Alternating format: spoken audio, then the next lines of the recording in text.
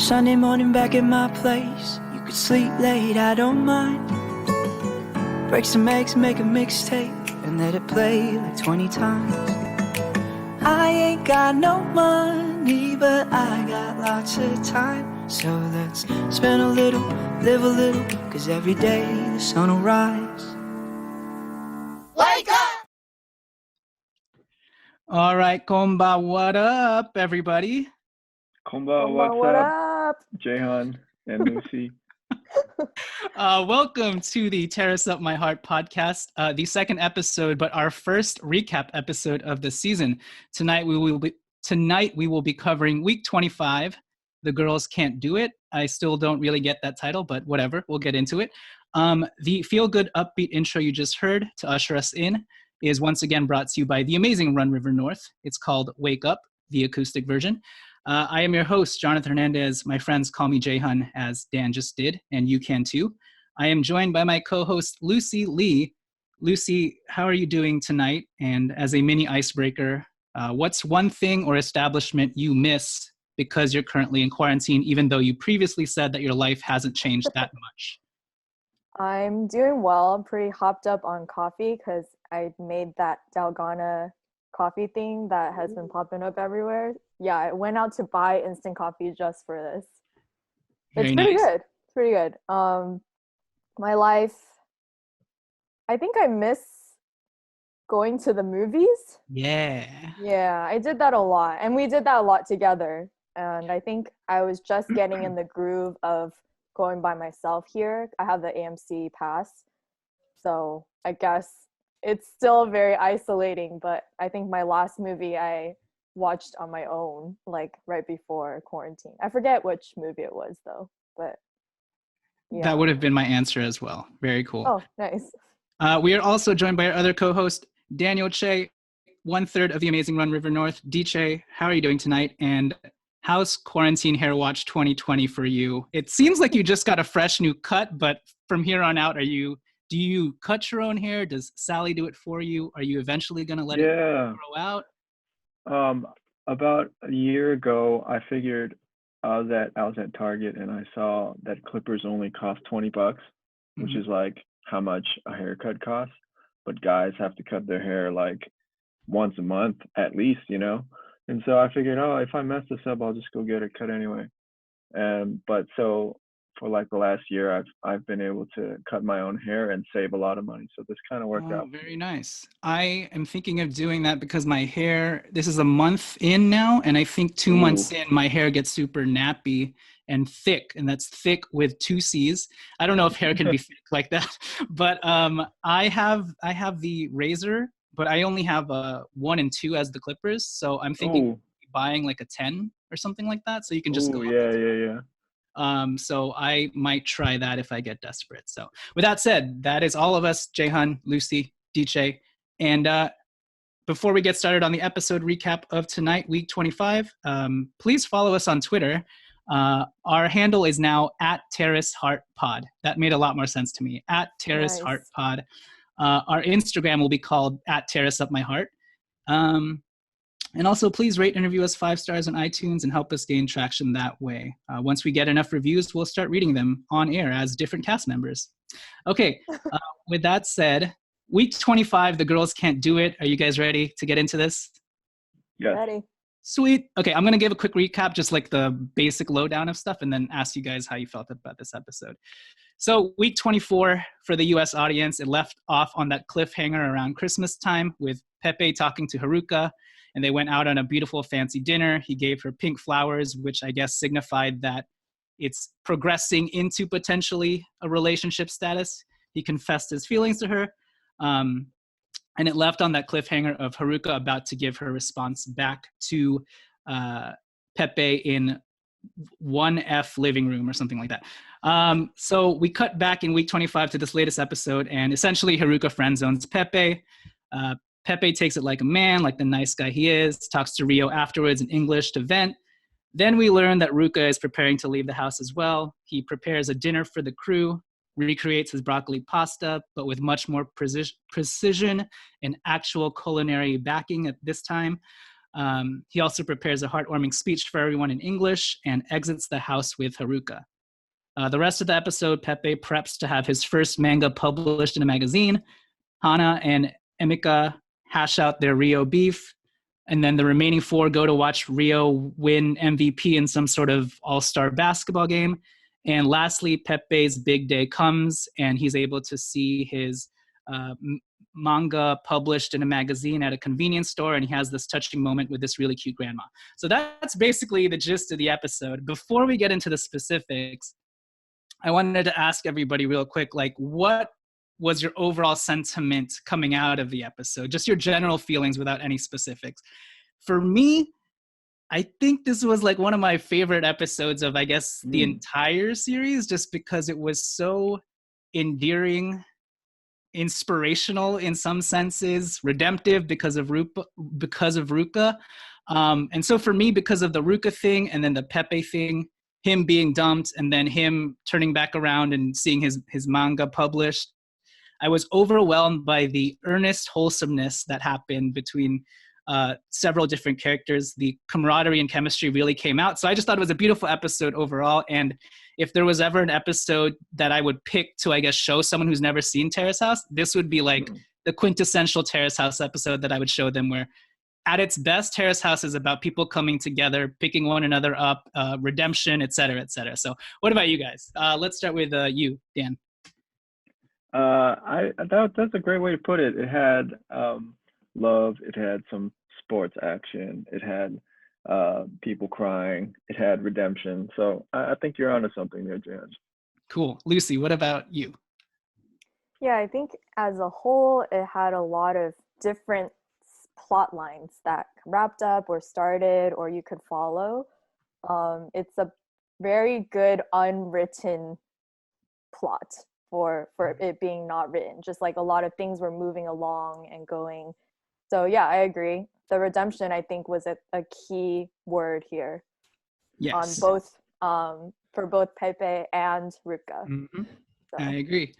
As I mentioned in our previous podcast, we will eventually get to some categories like MVP, Defensive Player of the Year, favorite quote and stuff. But first, we're just going to recap like the big things that happen and go a little bit more in depth into them. So let's start with the first major event that happened with Haruka friendzoning Pepe. Dan, what were your thoughts on this? Was it reasonable, unreasonable on her part? She asked him, "Here's my reason. Should I tell you why?" And essentially her reasoning was, in the 2 months that they were in the house, they weren't really able to get to know each other. And so for her, it didn't feel right to commit to Pepe going off of so little. And she didn't feel like she could see a reality in which they were together outside of the house after she was about to leave in 2 days. So for you, with regards to this resolution with Haruka friendzoning Pepe, how did it leave you feeling on Pepe's side, Haruka's side, etc.?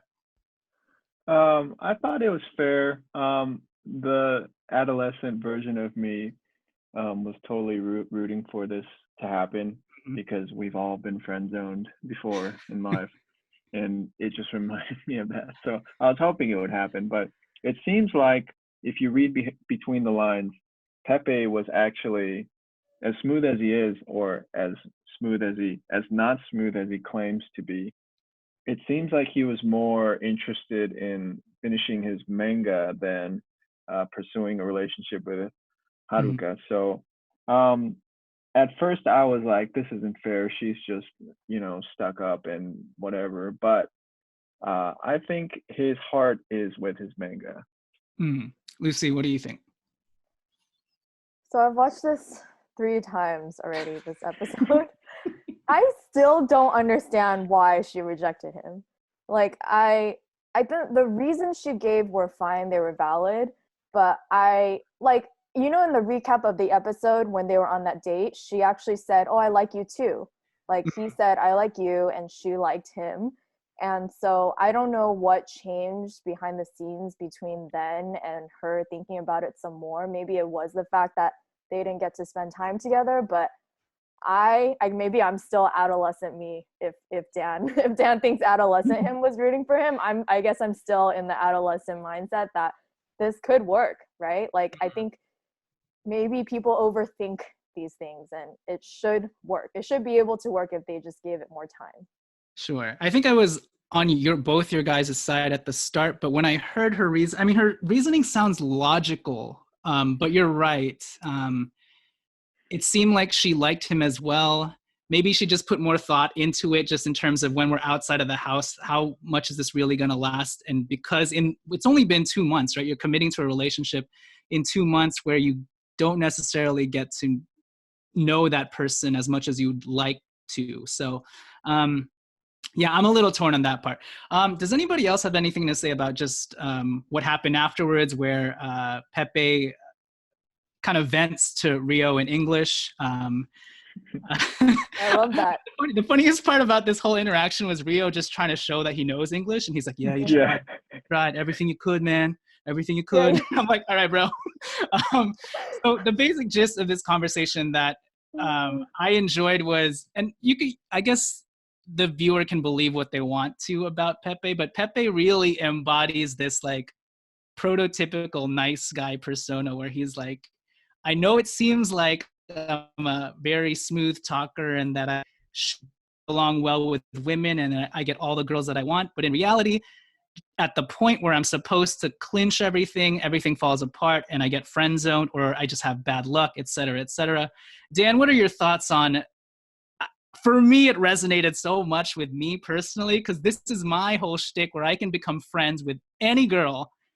But when it comes to actually sealing the deal, either I've friend zoned myself too much at the start for things to change, or it just, like Pepe said, maybe it's just bad luck and it just doesn't happen. Maybe there's something else going on behind the scenes, like she just refuses to date non-Japanese people, because it seemed like all signs were pointing towards go. Like even like during the date, or like when they would hang out together, like you could feel the tension between them, and I thought it was gonna happen for sure. So I don't know, I was really disappointed. I was confused. Maybe her reasoning is BS. Mm-hmm. It is BS. I'm gonna say it. Okay, well, what are your thoughts? That's fine. What are your thoughts just about Pepe? Do you believe Pepe when he says, "Sorry, I don't understand"? Sorry, that's my Google. Google Home.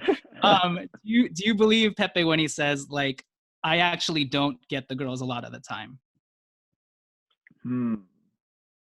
I think he was being genuine because, you know, he was speaking English, so I think it resonated to our language, right? And I think the way he expressed it felt very genuine and earnest. And I think even what he said, like, you know, I may look like someone who can get the girls, you know, and the stereotypical Italian is that like they're smooth talkers or players or whatever, but I'm not that.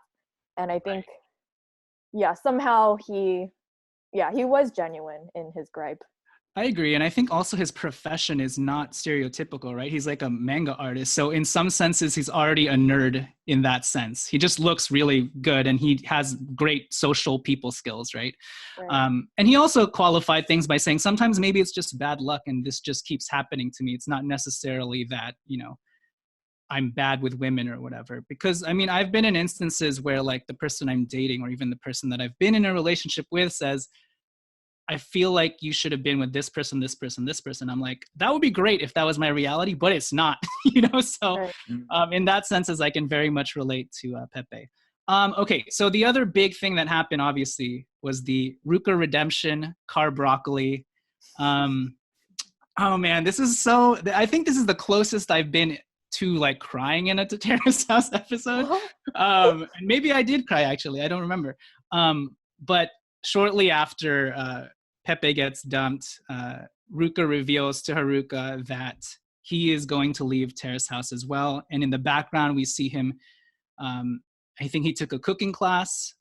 We also see him writing a letter in English. And eventually he makes this trophy pasta, this Carbroccoli trophy pasta for the whole gang.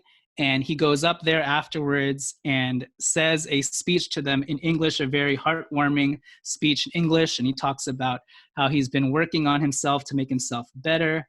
He feels like he's becoming more independent. He's learned that communication and sympathy are very important. and that tomorrow he will graduate from Terrace House. Please continue to watch over me. I think that phrase in general, continue to watch over me, is very cute. I don't know how it translates necessarily or comes off in Japanese, but even in English, it's like a very endearing statement. So does anybody, Dan, what did you think about Ruka's arc? Because I think up until this episode, he was a very annoying and frustrating character to root for, and also just a weird character to root for because he thought he was Spider-Man. So what are your thoughts on Spider-Man Homecoming for Ruka? Ooh. I Nice. thought the episode did his arc justice. I think that's what's so great about Terrace House. Like when he came in, he was just this pretty boy that was targeted towards the 12 to 15-year-old demo audience. But we all quickly realized like there was no substance behind him, and he actually wanted to be Spider-Man. So that was a little crazy. And his it always felt like people picked on him, but I thought in this episode he really impressed everyone. And then did the one other and another thing with the speech in English. That was great. I really loved it. Although I might be jumping ahead here, but Pepe when they're talking about the veggies and he says, "Shall we get some mayonnaise?" and everyone laughs. So that makes me think the food wasn't good and they were just there to support him. Oh no. You're right. He didn't cut the broccoli up that well to the excess broccoli. Correct. So I hope it tastes. I mean, it looked way better than how it initially turned out. So at least aesthetically, it was put together. Lucy, what did you think about Ruka overall here? Yeah, so to go off of what Dan said, I did a deep dive on that moment, and like I noticed everyone said Oishi except for Pepe. He just he quietly didn't say anything. And Nice. the Oishi theme is like a running theme on the house. Like whenever someone cooks something, you're like holding your breath to see if people say Oishi or not. And and like sometimes in this case they said it so much that you're like, was it really that good? Like, did you have to say it that much? So I don't know. That was my theory. Like, how many Oishis is too much to be genuine? Sure. Nice. Yeah, but overall, his speech, I think when he started like pounding his chest saying "I'm graduating," I think I kind of teared up a little bit too, despite how I felt about him previously. So. It's crazy how one episode or one moment can totally flip someone's entire, because that's how it felt like to me for Rio. Just like up until, if that episode had never happened, I would be like, this guy's like Yudai all over again from opening new doors. Oh my goodness. And but Rio just taking that. But I think the difference between Rio and Yudai is Rio actually Ruka. And obviously we don't know what Yudai did off camera, which doesn't benefit him. But Ruka, we actually got to see him take intentional steps to better himself. And he actually showed it, So I think for me, I give him a lot of credit for doing that and following through and not just saying, I want to do this and do that. So it benefits him that he did it on camera. Maybe Yudai did that, but yeah, for me, this was a total redemptive story arc that I'm glad we all got to see come full circle. And honestly, it was inspiring. Completely redeemed his entire story for me in one fell swoop. Those are the two big moments in this episode. Like I mentioned, the only other things that there's one other big thing. Outside of the Carbroccoli redemption story, the gang goes to watch Rio play basketball. There's one basketball question that I wanted to ask Dan. I have no idea if he's thought about this, but having seen Rio play basketball a little bit, does he remind you of any point guard in the NBA Wow. you've seen? Deep cuts right here. I he had like I have this 13 in my assists in the notes. game, but go ahead. Yeah. He reminds me of Steve Nash. Ooh, that's what I put too. Nice. He's kind of Whoa. he's not the most physically gifted. He's got like a low center of gravity, and he has this like runner game, and he kind of dominates the ball. Mm-hmm. But we'll go into that later. I was gonna say the same thing, either Steve Nash or Jeremy Lin, but I felt like Jeremy Lin was too on the nose, so I was like, let me stray away from that. And then I kind of went with Chris Paul as well, just because it seems like he's a very assist-heavy sort of playmaker, but it also seems like he can shoot the ball a little bit too, just very solid in general. Okay, so the last big thing that happened was Pepe seeing his manga published for the first time in the convenience store. And if you didn't think you could get any more endearing than Ruka giving a speech in English to say goodbye, here comes Pepe at a convenience store buying multiple copies of his own manga in this magazine. And then he has this really, really cute interaction with his super cute old grandma lady that they instantly become like a dynamic duo in that moment. So Dan, what are your thoughts on Pepe seeing his manga being published for the first time, and then just that interaction he has with that cute grandma who's like, oh, do you know that you're buying multiple copies of the same magazine? It has the same thing. And then her finding out that it's because he actually drew something in there, and then she immediately says, well, I'm your biggest fan now. I thought that was great. Pepe, I feel like we all could have got a little more from his character because, he was so handsome and charming and funny and can cook. But he was just so, I don't know, he's this Italian guy, just so into his manga and wanting to make it as a manga artist in Japan. And so I feel like we all kind of lost on that. But the moment was sweet. I thought it was so nice how, I don't know, this group seemed really cool and they had good chemistry. Like how, like Rio, like they all like bought out the stores and stuff. And I don't know, that was very nice. Yeah, I think I'm going to get a little bit ahead here, but it would have been interesting to see Pepe interact with Vivi, because I don't think they overlapped, right? I think she comes in the next episode. Yeah, so that would have been really interesting. That's good. Lucy, what are your thoughts on Pepe seeing the fruits of his labor in front of him? Yeah, I think the grandma is definitely one of the GOAT non-Terrace House members, right? She's up there with like Tsubasa's dad, in terms of like the spin-off older people Terrace House needs to include her, and then Tsubasa's dad, and then whoever else fill in. We're gonna make a shirt with her. Yes, for sure. Nice. Oh, but I mean, like, do you have anything to add in terms of just him seeing that? Did that make you cry as well? Yeah, I think I'm a pretty big fangirl at heart, right? So it just made me really want to fangirl on his behalf. Like if I were there, I would have bought it all out too. And I think I noted one person didn't go out to buy it, or like they couldn't find it or something. And I was like, man, that girl just did not try. I think it was either Haruka, right? Or no? No, Haruka left. So it was that's either right. Hana or Emika. Like both cast members bought the manga, but then one of the girls didn't buy it, and I was like, come on, man, just try harder, Look at more stores. I don't know. That's funny. So yeah, I agree with both of you. I think just like Ruka, it was a nice close to Pepe's story arc, even though I agree with Daniel that we definitely could have seen more of him. But if you're ever wondering how real is Terrace House, you kind of saw it in Pepe, right? You have like one of the most interesting characters, and he kind of gets phased out by himself because he's working so much. So at the very least, it's nice to see the final product once happen. You're like, oh, okay, so that's what we've been building towards. And the moment I felt like it lived up to that moment and everything that he'd been striving for, just to see that interaction with that grandmother, and then to see that dinner interaction right before he tells everybody that he's about to leave, where Rio comes in with his copies. I forget who else bought the copies, but they all kind of congregate together, and Pepe also makes them, what does he make them? Like tiramisu with like espresso and this like biscuit.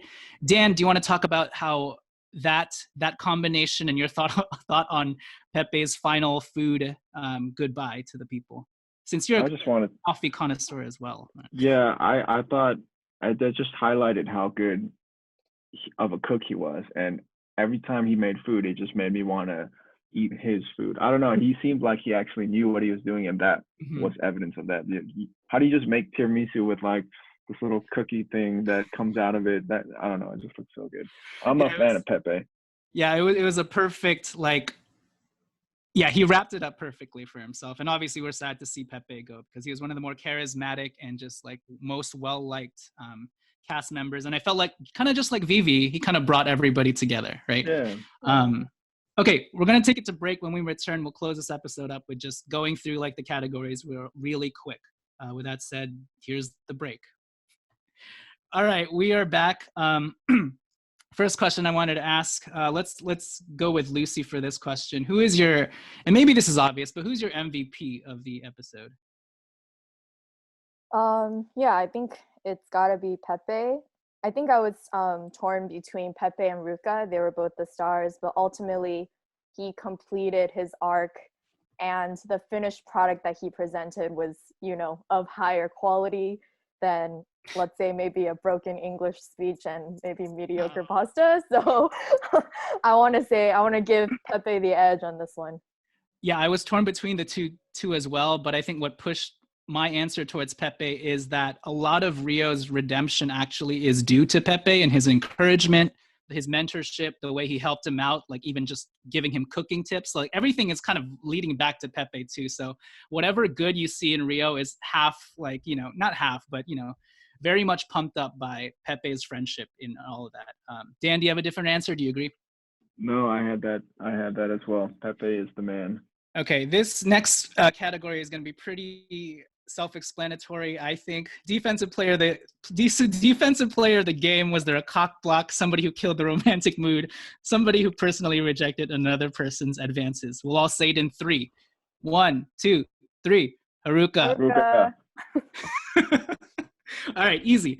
Okay, this one's also easy as well. I'll go with Dan for this one. Who is your most improved player of the game, of the series, of the episode? Okay, I have most improved player, Rio Tawaratari for scoring 9 points and dishing out 12 assists. I did a deep dive. The game following this game, he scored 27 points. Ooh. Handed out 8 assists. He's my most improved player because after these 2 games, his season just tanks, and we'll see later in the season why that happens. But what is this? Let me open up Excel. He finishes this B League season averaging 6.8 points. Oh, wow. 4.3 assists and 0.8 steals a game. So very disappointed in Rio.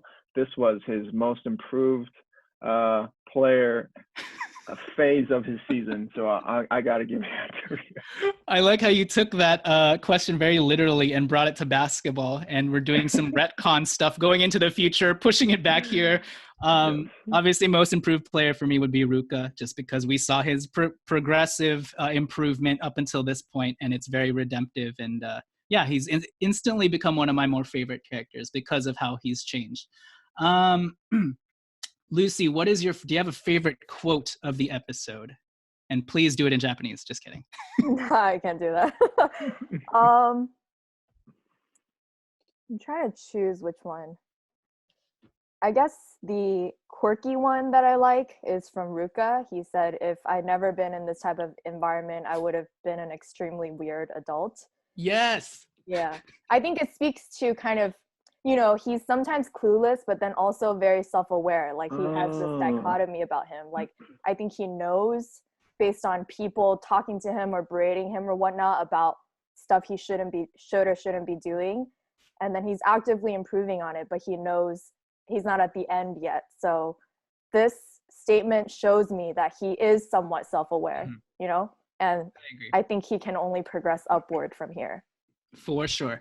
My quote of the night is a Pepe quote, obviously. It's kind of the actual verbatim what he said of what I talked about earlier.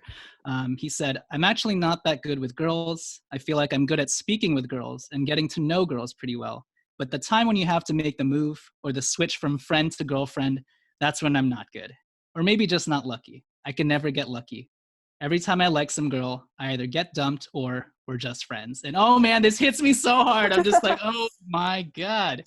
That's too real, too real. So that's my favorite quote of the episode. Dan, do you have any favorite quote? We can move forward if you don't. Mine's got to be shall we get some mayonnaise? He totally rains on Ruka's party and So good. craps all over his veggies. Oh man, that is hilarious. Okay, this one's for Lucy. Do you have a favorite panel take of the episode? Which panelist said the funniest or most insightful comment or take? Okay, so this is kind of scandalous, but they pointed out the knee cupping thing. Yes, I had this Yes. one. Go ahead. Yeah. I think, yeah, what's up with that? What is up with that? Like, I still don't know, you know? First of all, are we all in agreement with them that it's a little too much? You don't do that to somebody that you don't have feelings for. Agree. I think the panel's exactly right. Yes. I think there has to be stuff, and obviously I'm assuming here, but there's got to be stuff that's not shown on camera, and just that just seemed too intimate, or like something was happening behind the scenes. Yeah, and one of my favorite quotes from the panelists, I think her name's Yu, she said, "Could you do that to someone you haven't smashed?" Like, I don't know who's doing the subtitles, but whoever it is, bang up job. No pun intended there. All right, let's see, what else do we have? Do we have a Shacked in a Fool most cringeworthy moment? I think for me, this is just for me, I thought the basketball conversations between Rio and his teammates were so forced and staged, where they're just like, so bro, any potentials? Or how do you feel about the upcoming game with Akita? And then he just talks about next girlfriend I date, I want to marry, okay? So it wasn't exactly cringeworthy, but it was like the most forced out of any like scene and most set up, I guess. So Lucy, do you have a most cringeworthy moment? So for me, I think, you know, when the girls were out getting food and then and then Emika said that she might have feelings for Rio too. And Hannah just like high-fived her. I was like, is that a normal response? I don't know. Like, that's true. Become the Bachelor or what? Like, I don't understand. Like, I don't think I would have reacted that way. I think I would have just internalized it. If, you know, if I was being genuine, I would have just been like, you know, smiling, nodding, kind of forced. But it was very cringe to watch them high five. She was probably overcompensating. We're like, I'm actually really okay with this. Let's high five. Not really. Dan, do you have a favorite cringeworthy moment? Shacked in a Fool Yeah, cringeworthy moment? when they hand Rio the MVP of the league or whatever this is, like, and to prove it, we're on Zoom so we could see each other podcast, but to prove it, I have this screenshot of even Rio being surprised. Bro, he's please like, send that to me. It's like, I don't deserve the MVP, and like, I just thought, okay, Terrace House producers, you don't have to take it this far. Please send that in the group chat. That is hilarious. Oh man, your guys' answers are so great. I have a backup one. And this is kind of a general cringeworthy moment throughout the season, but the Rio and Hannah interaction. I think any interaction that involves Hannah and Rio, I'm just like kind of dying inside. I feel bad for her because she's unable to pick up on like Rio's hints. And also Rio does a terrible job of just speaking his mind and being upfront in general. And that moment where Hannah said she had fun the other day on their drive and Rio has no recollection, I'm like, oh gosh, this sucks. So yeah, those are always cringeworthy. With that said, I think that'll do it for our award section, maybe our episode. We got the favorite quote, we got the highlight of the night, favorite panel take, MVP, defensive player, most improved, Shacked in a Fool. It's great. I think that's it. We're done with our first recap episode. Ooh, we can actually do this. Great. So next episode, we'll move on to week 26. And if you haven't picked up already, full disclosure, we are ahead of these episodes. We have watched most of it. We're going to try and not put our what we know into the episodes as is, especially for me and Dan, because we're on Tokyo timeline. But hope you guys have enjoyed these chats. And as usual, please follow us on Twitter. As you always have been doing. I'm speaking Lakers legacy terms. Please follow us on Twitter at Terrace Heart Pod and on Instagram at Terrace Up My Heart. And please rate and review us 5 stars on iTunes. So with that said, Lucy, I will catch you next time. Bye. Dan? See you. Jamata. Matane. I think that means see you guys later. Hey, by the way, I am learning Japanese. You guys think I'm just throwing these things out. I actually, before quarantine, Japanese Pod 101 as well as Korean Pod, I was doing them simultaneously. I'm learning. Nice. Oh, dude, I'm down to learn Korean. I've been watching so much Korean drama. Yeah, man, it's great. Kingdom. I started watching Abyss. If you haven't seen Abyss, watch that. Watch Signal. All on Netflix. So, Signal is really good too. All right, catch you All right. guys later. Bye. We will all have separate podcasts on all of these shows. Bye. Bye, guys. Sweet. We ain't got no money, but we got lots of time. So let's spend a little, live a little, 'cause every day the sun will rise. Wake up! Come smell the roses, oh, come take your time. Dead for a moment, set heaven on fire.